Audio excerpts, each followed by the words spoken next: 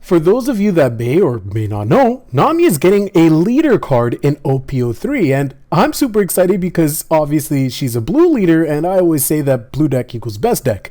But honestly, in all seriousness, I think that Nami is just a couple key cards or couple key card types away from being a true tier 1 deck just based off the things that we've seen thus far. I'll be breaking down everything in chunks, so to start off, we'll be talking about Nami and her leader card ability. Then we'll talk about cards that we currently have in OPO1 and OPO2 that could potentially see play in Nami. We'll talk about a new card that was recently revealed today. And then lastly, we'll finish with the juicy stuff, what I think Nami needs to be a true tier 1 deck. Without further ado, let's get into it. Nami is very, very interesting. I would have to say that I haven't been this interested in a leader having a unique ability since we had Whitebeard in OPO2. Now, what does Nami do? As an additional rule, when your deck reaches 0 cards, you win the match instead of losing it. Now, remember, it's when your deck reaches 0 cards. This is very important. So in most games, obviously, when you deck out, you have to go to draw. And then if you draw and you have 0 cards left, then that counts as a deck out. But in this game, as long as you have 0 cards, the moment you hit 0 cards, you win the match. So keep that in mind. She has more to her ability though. With 1 Dawn attached, whenever your opponent takes damage to their life through an attack from Nami herself, you could trash 1 card from the top of your deck. So every time she lands a successful hit, you're going to go ahead and get 1 step closer to your win condition. As we go through the video, I'll be talking about some interesting mechanics that you can utilize with Nami that's going to make her very, very powerful if you try to play towards this strategy specifically. Of course, you could just try to win the game the regular way, but then you basically have a vanilla leader, so when you're playing Nami, just go all in on this ability and play to deck yourself out.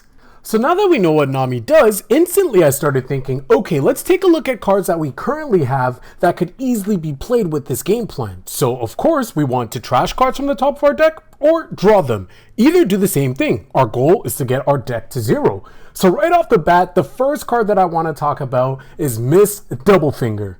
Miss Doublefinger is simple. On KO, you draw a card. Right? Makes sense with your win condition. You want less cards in your deck. Drawing 1 card will give you 1 step closer to that goal. Now, of course, her ability is on KO, so you could just say, hey, Ryan, you just don't have to KO Miss Doublefinger. Well, sure, don't KO her then. She's just going to be a body that's on board where every turn I can go ahead and just swing 1 Dawn onto her and she'll be able to attack straight into your leader and you're going to have to worry about countering it every turn. So, worst case scenario, she's a body that you have on board to swing. Best case scenario, you get some value out of her swinging into your opponent, and if they KO it, you get to draw a card, and you're 1 step closer to your win con. I could definitely see this being played. Now, this next card is one that a lot of people probably already thought of right off the bat when they first see Nami, and that's Boa Hancock. Now, why Boa Hancock? Well, she's a blocker, which is always good on defense. We all know that defense is very important in this game, and having blockers is very key as you get towards the late game. But more importantly, she will allow Nami to play offense and defense while still obtaining her win condition. Because every time you block with Boa Hancock, if you have 5 or less cards in your hand, you get to draw 1. Every time you attack with Boa Hancock, if you have 5 or less cards in your hand, you get to draw 1. You have incentive to keep her alive, to continue to plus and draw cards, add cards to your hand, but more importantly, you're getting closer to your win condition. So you could try to beat your opponent by punching into their face with Miss Doublefinger or with Boa Hancock, or you deck out. I think both of these cards are really good early options that we have so far. The next card I don't have to spend too much time on because it's painfully obvious why this card could see play in Nami, and that's because it is a 2k counter, 4-cost Dracula Mihawk. But what makes it really cool is because you can actually attack with him. Because when you attack with him, you'll be able to draw 2 cards, then you have to pitch 2 cards. Obviously, pitching 2 cards isn't the worst, but I'll talk a little bit more about that later. But more importantly, you're getting 2 cards closer to your win con every time you swing with this. In a way, it's almost a pseudo blocker because your opponent's going to say, oh damn, every time they swing with this Dracula Mihawk, even without interacting, they're just milling 2 cards off their deck. They're getting 2 cards closer to winning. I need to kill this Dracula Mihawk. So in a way, that Dracula Mihawk could be a potential blocker. Maybe your opponent might want to jet pistol it. They might want to do whatever they can to get it off the board. And that means that they're using 1 less resource on your leader. There's one last card that I want to talk about that I think could be really good in Nami, and that's an event card, and it's one that we all know and love if you're a blue player, and that is Love Love Beam. really, really good on defense, but more importantly, you'll be able to draw a card while playing defense, again, bringing you one step closer to your win condition. These are ones that just instantly popped into my mind when I read Nami, but I'm curious, did you guys also think about these cards when they first revealed Nami? If not, if there's others, let me know in the comment section below. Okay, so now we talked about the cards that are currently in our format that we could play potentially with Nami, but let's talk about one that was actually teased today, and that's Red Leg Zeff. Yes, Zeff is going to be a part of East Blue in the blue deck. I had to specify that because there's also going to be East Blue Green, but East Blue in the blue deck, and he completely changes what I think about Nami.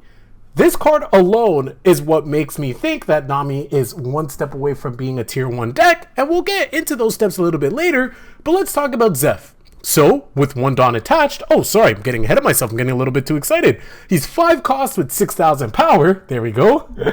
And now, with 1 Dawn attached, when this character inflicts damage to your opponent's life, so once he gets a successful hit off, you can trash the top 7 cards of your deck. Very, very strong. You're getting 7 steps closer to your win condition. Absolutely amazing. We'll talk a little bit more about that. But then on play, you can return 1 cost, 3 or less to the owner's hand. Very, very good. Whether it may be your own or your opponent's. But then you may trash up to 2 cards from the top of your deck. So in a world where you get optimal value from this, even if it's just 1 hit, you can trash up to 9 cards with a single Zeff. To top it off, it has counter as well. For a card that this good and key to her game plan, I'm surprised it has counter, but hey, I'm not complaining. So just a little bit earlier in the video, I said that once I saw Zeff, it completely changed how I viewed Nami, and I identified the key missing things that would make her a tier 1 deck. So what was that epiphany? Well, after seeing what Bandai is doing with Nami and how they introduced Zeff into this game, I instantly thought, hey, you know what? Actually, let me show you guys. Some of you guys are visual learners. Let's go ahead and let me show you.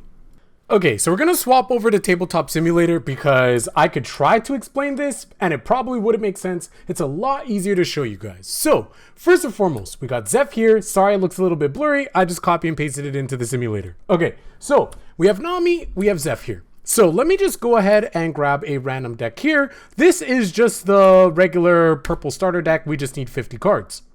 Cool. So when you start your game, right, you draw 5 cards, or, well, obviously you draw your 5 cards, rock, paper, scissors, whatever. You guys know what I'm talking about. You draw your 5 cards, you set your life, right? So Nami has 5 life. We draw 5 cards. We have 40 cards left in our deck, as you can see here as I'm hovering over it. Great. So now if we take a look at Zeff, the earliest you can play him is turn 3 because he has a cost of 5. So what does this mean? This means you can play him when you have 5 Dawn if you're going first, or optimal curve, or 6 Dawn if you're going second. Now, of course, depending on matchups and all those things and how the meta turns out, there's no blanket statement on if you want to go first or second, but let's just assume that Nami players would prefer to go second because the second player gets to draw, meaning that you're 1 card closer to your win con. So let's say that you're going second. On your 3rd turn, that means that you would have drawn 3 cards already. So let's go ahead and draw 3 more cards. In addition to that, that means that we have 6 Dawn. So let's go ahead and place our 6 Dawn. Cool. So we now have 6 Dawn and we have this many cards in our hand. We have 37 cards left in the deck. And this is assuming that you did nothing. This is assuming that you didn't play a missed double finger and it got KO'd or any of those other things, or maybe any other potential new blue cards that are going to be coming out. It also assumes that you never swung with your Nami with a Dawn attached and your opponent didn't take a hit. So absolute worst case scenario, you'll be at 37 cards. What happens when you play Zeff on turn 3? Well, you tap your 5, you play Zeff, and you go ahead and you're able to trash 2 in order to bounce 1.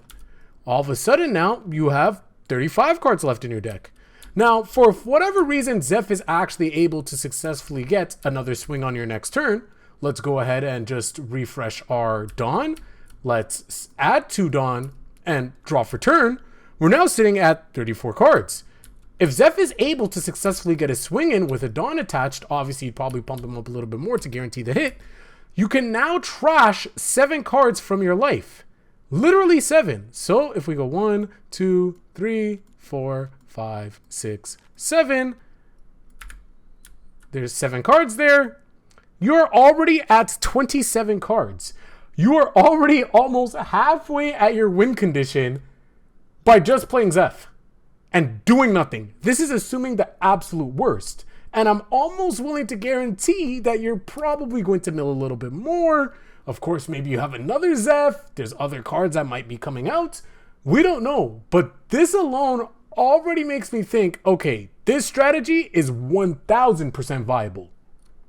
I hope that I was able to paint a pretty clear picture with that. I have no clue how I would have been able to explain it without actually demonstrating it, but hopefully you guys can see where I'm coming from. Once I took that concept in, I was like, okay, Nami could definitely be a threat because you have to worry about her winning the traditional way, but also from her win condition. Now, let's get to the juicy part of the video. I know we're already 10 minutes in and I haven't talked to you guys about what I think she needs in order to be taken to the next level. It's quite simple. We all know that every top deck requires a searcher.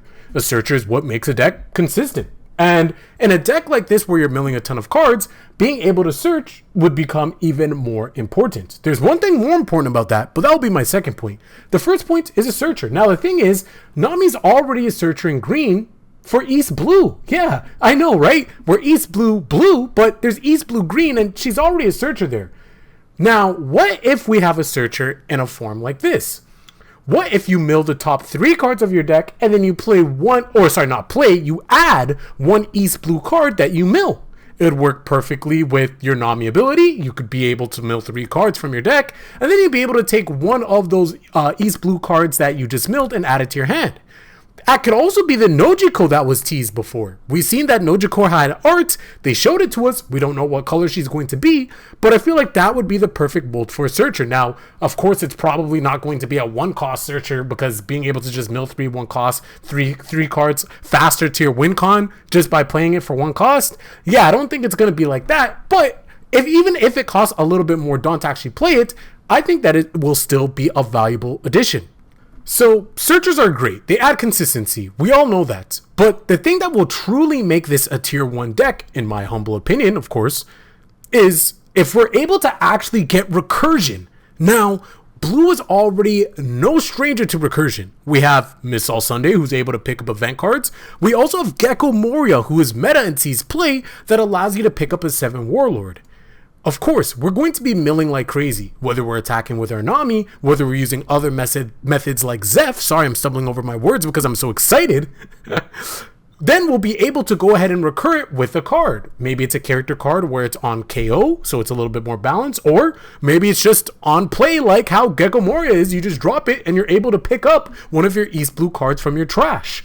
I think that this will be very important because obviously, if you get a hit in with Zeff and you're milling your top 7, that's completely out of your control, unless you're playing something like Doflamingo, which you probably won't in this deck, but it's something that could be an option. You don't know exactly what you're going to mill, and being able to recur, being able to take a card from your trash that you've milled that you actually need, could be really strong. Imagine, you use your Zeff, you milled 7 because you got a successful hit off, and then now you're in a situation where, oh damn, I actually milled 2 Zeffs off my Zeff.